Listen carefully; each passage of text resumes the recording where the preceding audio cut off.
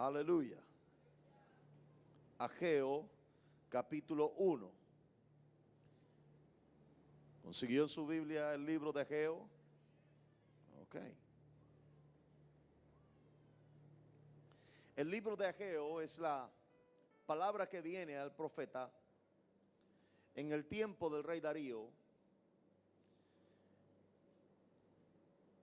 en el tiempo donde Dios quería hacer algo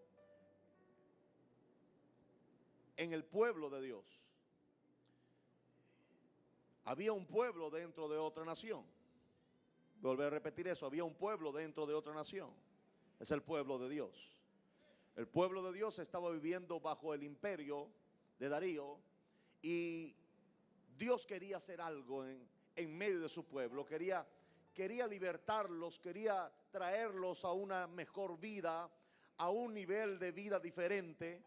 Y parece ser que Dios había empezado a hablarle a través de otros profetas. Sin embargo, el pueblo no quería entender ni oír lo que decía los demás profetas. No es que este pueblo haya creído a Ageo, pero Ageo fue el hombre que Dios usó para traer esa palabra escrita para nosotros. No quiere decir que fue el único que lo hizo. Hubo otros profetas en el tiempo, tal vez no del renombre de Ageo, pero sí estaban en el medio, y ellos también profetizaron acerca de lo que Dios quería hacer en el país para el tiempo. Ahora bien, le tocó a Ageo tener como la voz cantante en medio de aquella circunstancia. Ahora bien, quiero que lea el verso 2.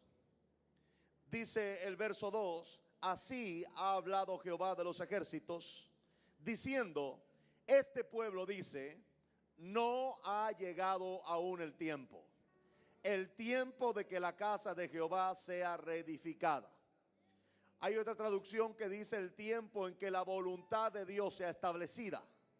Ahora bien, sea la casa de Dios o sea la voluntad de Dios, no importa lo que es de Dios, lo importante es que sea Dios. ¿Alguien está entendiendo eso? Aleluya. Ok, no importa que sea de Dios, lo importante es que sea Dios el que lo está haciendo. Ahora, Dios lo primero que le dice al pueblo, lo primero, no le ha anunciado nada según Ageo, pero como lo estoy explicando, ya el pueblo había oído en otros tiempos de otros profetas y de otras bocas que Dios quería hacer algo especial en la nación. Sin embargo, el pueblo no lo creyó, no lo asumió. Y el pueblo, aunque lo oía, lo aplaudía, lo lloraba, lo anhelaba, no lo creía. Volver a decir eso. El pueblo de este contexto lo oía, lo aplaudía, se alegraban y hasta lloraban, pero no lo creían. Ese es el grave problema que puede tener la iglesia en cualquier tiempo cuando Dios quiere moverse. Porque no hará nada Jehová el Señor sin anunciarlo antes a sus siervos, los profetas. O sea, siempre que Dios haga algo, quiera hacer algo, va a anunciarlo por medio de alguien. ¿Alguien está entendiendo lo que estoy diciendo? Ok, luego se le anuncia al pueblo porque Dios no hace nada a escondida, a espaldas o en tinieblas. Dios todo lo que hace lo hace en luz. Ahora bien, en aquel tiempo se le anunció al pueblo, porque de no ser así, no hubiera sido el primer verso después que Dios anuncia que le da una palabra en el verso 1 a Ageo, sino que la primera palabra hubiera sido la promesa o la voluntad de Dios. Esto indica que ya Dios lo había dicho al pueblo y el pueblo lo había oído, lo había aplaudido, lo había llorado, lo había anhelado, pero no lo habían creído. ¿Qué fue lo que el pueblo creyó y dijo en su corazón cuando el profeta dijo: Dios va a venir al país, Dios va a visitar al país, Dios va a bendecir al país? El pueblo llegó, lo oyó, lo aplaudió, pero se fueron a sus casas diciendo: esto es imposible, esto no va a pasar, y lo que va a pasar es esto que estoy viviendo.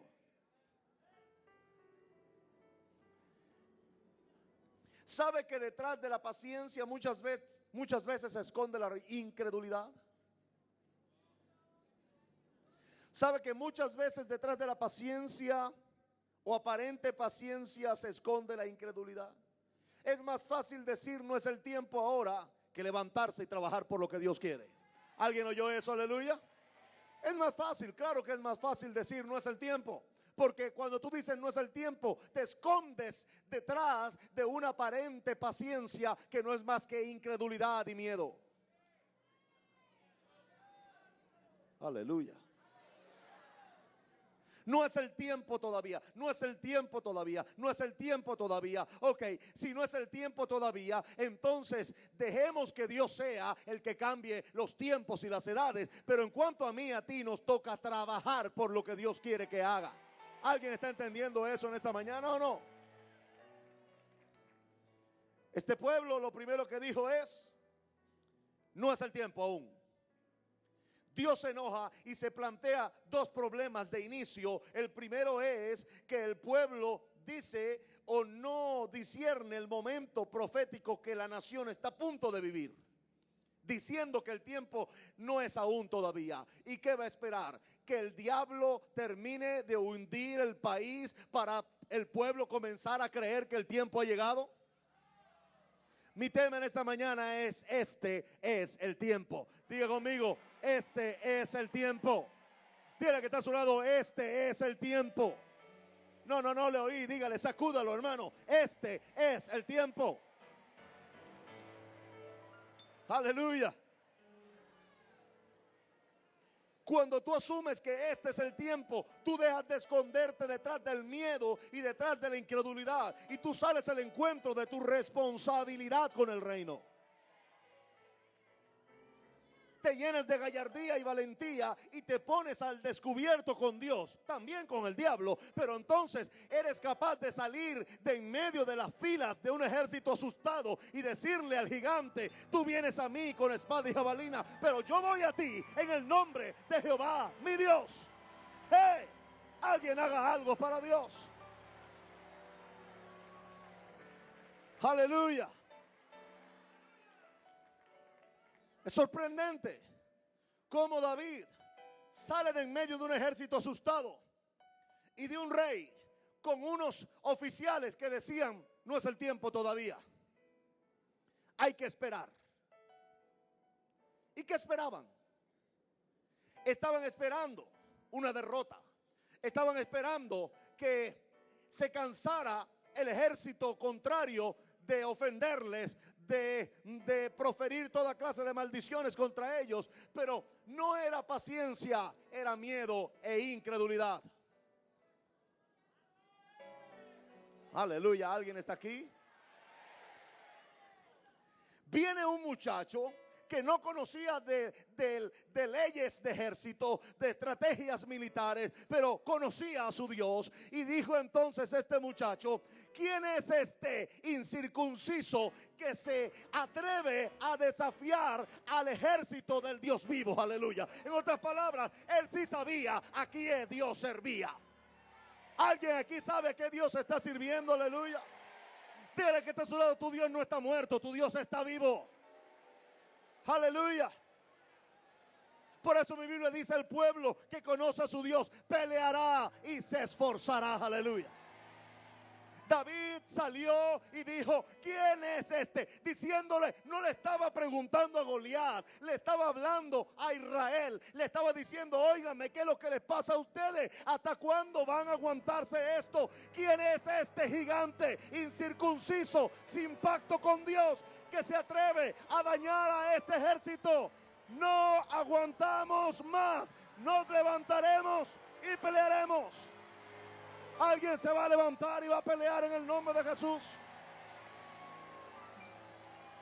Aleluya. David no le estaba hablando al ejército contrario, él estaba en el ejército de Dios. Pero él estaba sorprendido, estaba diciendo: ¿cómo ustedes se aguantan que alguien venga, les insulte, les haga mella, les humille de esta manera, los ponga por estrado de pie cuando son ejército de Dios? Les dice: ¿qué es lo que le está pasando a ustedes?